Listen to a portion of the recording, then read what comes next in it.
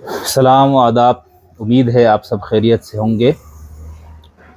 آج میں ایک نئے موضوع کے ساتھ آپ کی خدمت میں حاضر ہوں۔ آپ سب کو اپنے چینل پر خوش آمدید کہتا ہوں۔ آج ہم ایک پاکستان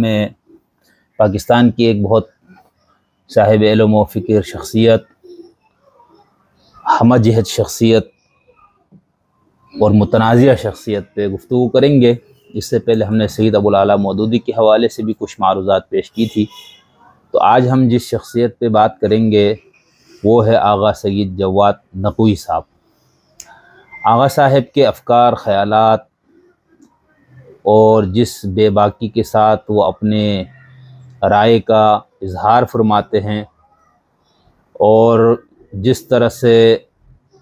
اپنی آراء کا اظہار کر کے وہ اپنوں اور غیروں دونوں میں ہدف تنقید جس طرح سے بنے ہیں، ان سب کو دیکھ کر ہمیں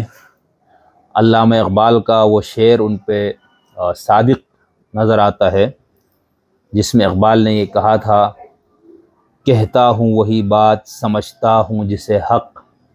نے آبلہ مسجد ہوں نہ تہذیب کا فرزن، اپنے بھی خفا مجھ سے ہیں بیگانے بھی ناخوش، میں زہر ہلاہل کو کبھی کہہ نہ سکا قن۔ اسی طرح ان کے اوپر جس طرح سے جن الفاظ اور جس لب و لہجے میں ان کے اپنے مسلک کے لوگوں نے جو تنقید کی، ان کو جو برا بلا کہا، ان سب کو سن کے ہمیں یہ لگتا ہے کہ دوبارہ آپ کے اوپر علامہ اقبال کا ایک اور شعر صادق آتا ہے، جس میں اقبال نے یہ کہا تھا کہ زاہد تنگ نظر نے مجھے کافر جانا اور کافر یہ سمجھتا ہے مسلمان ہوں میں۔ تو ہماری مراد ہے آغا سید جواد نقوی صاحب۔ آغا صاحب پر گفتگو کرنے کے لیے ہم نے کچھ نکات جمع کیے ہیں جن کے گرد ہم بات کریں گے۔ کسی نقطے پر، کسی پوائنٹ پر تھوڑی تفصیلی بات ہوگی، کسی پر اختصار کے ساتھ۔ سب سے پہلے تھوڑا سا ان کا تعارف علمی حوالے سے، ان کی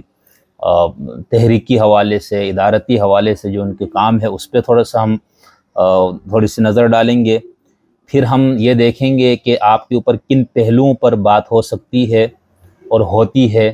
اور پھر آپ کے جو ناقدین ہیں وہ کتنے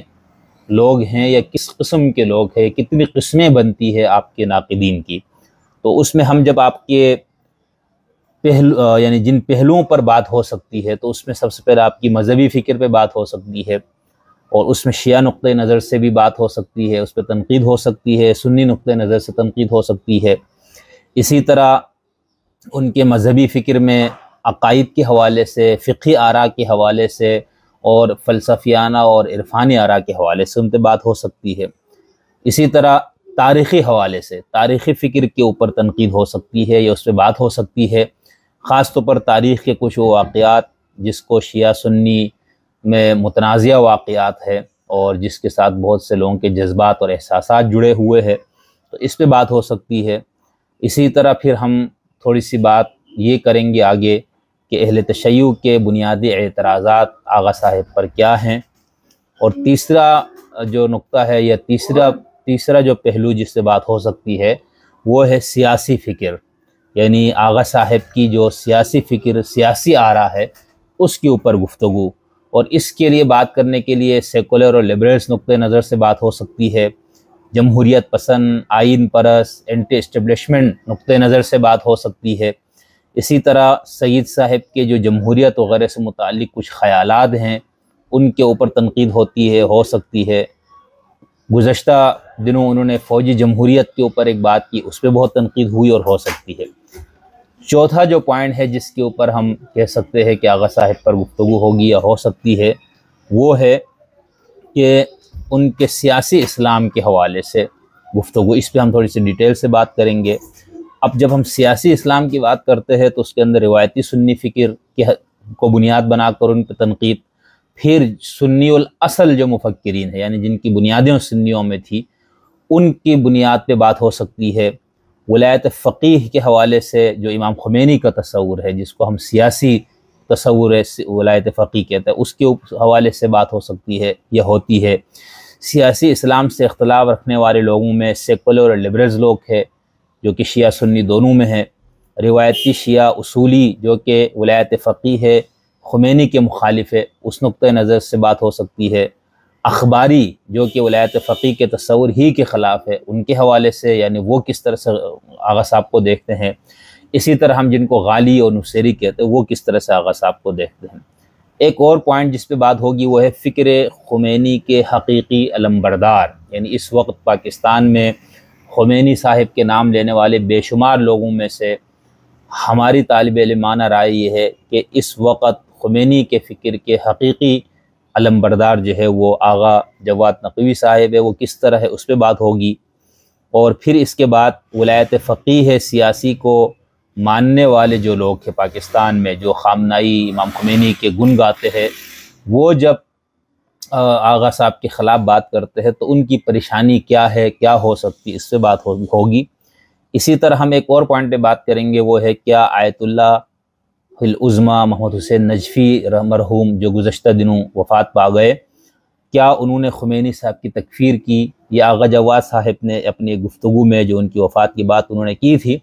تو اس پہ انہوں نے یہ کہا تھا کہ بھئی ان کی تعریف اور توصیف بھی کی آیت اللہ العظمیٰ محمد حسین نجفی صاحب کی، اور پھر آغا صاحب نے ان پہ تنقید بھی کی، اور یہ بالکل ٹھیک ہے، تعریف اور توصیف اور تنقید دونوں ہونی چاہیے۔ تو اس میں گفتگو کرتے انہوں نے ایک بات کی جس کے اوپر ایک ہنگامہ ہوا اور ان کے اوپر مختلف قسم کے لانچھن اور الزامات لگائے گئے۔ پھر ہم آخر میں حوزہ علمیہ قم کے ایک اخلاق کے استاد حضرت آیت اللہ مؤیدی صاحب کا ان کا ایک مضمون کہے، ایک ویڈیو گفتگو ہے ان کی، اس گفتگو میں انہوں نے جواد نقوی صاحب سے متعلق کیا کچھ کہا، اس پہ ہم بات کریں گے۔ دیکھیں، پاکستان ہو یا کوئی اور ملک دنیا بھر میں جو ہمہ جہت جو شخصیتیں ہوتی ہے، جو عبقری شخصیتیں ہوتی ہے،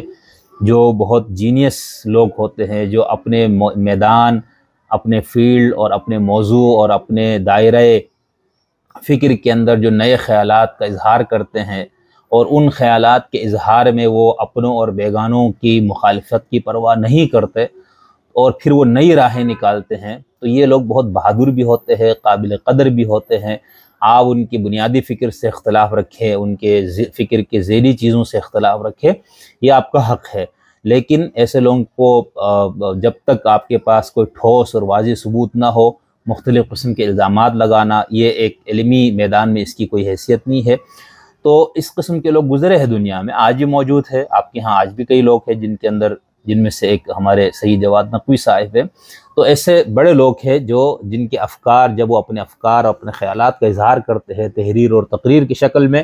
تو ان کے اوپر تنقید ہو سکتی ہے، ان پہ بات ہو سکتی ہے اور وہ متنازع بھی ہو جاتے ہیں۔ تو یہ کوئی اچنبھے کی بات نہیں ہے، یہ کوئی معیوب بات نہیں ہے، بلکہ یہ بہت قابل قدر بات ہے۔